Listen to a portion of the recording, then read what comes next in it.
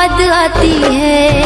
ओ बेवफा तेरी याद आती है। ओ बेवफा तेरी याद आती है।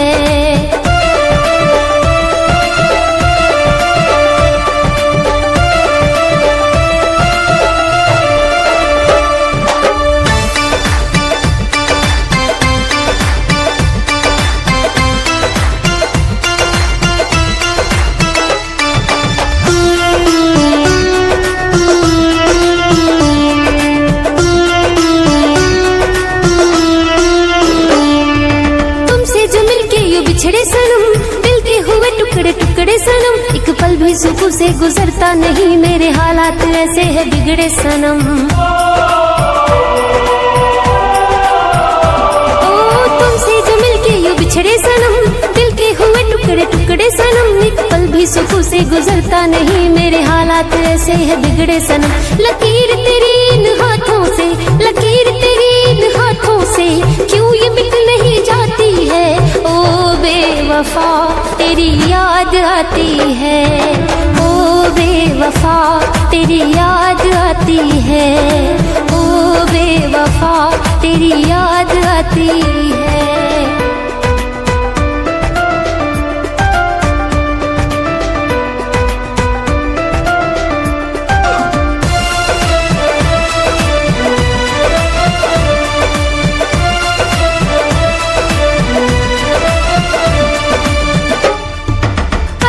सब जल गए आग में, हर ख्वाहिशें मिल गई खाक में, फिर भी चाहते हैं तुम्ही से मेरी है एक नमी सी क्यों आँख में।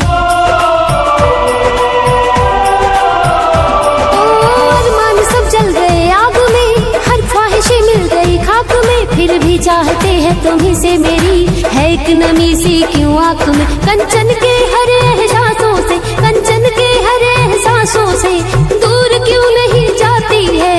ओ बेवफा तेरी याद आती है। ओ बेवफा तेरी याद आती है। ओ बेवफा तेरी याद आती है।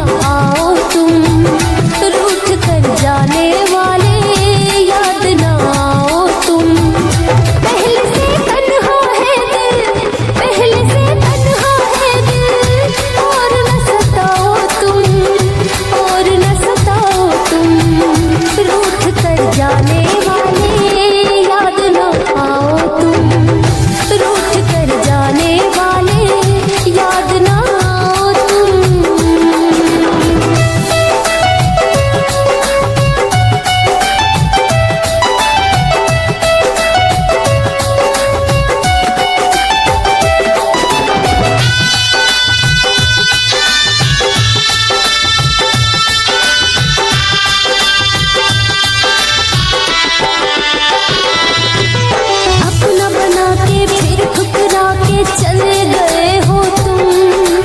रहता ये मासूम सा चेहरा हर पल ये गुमसुम।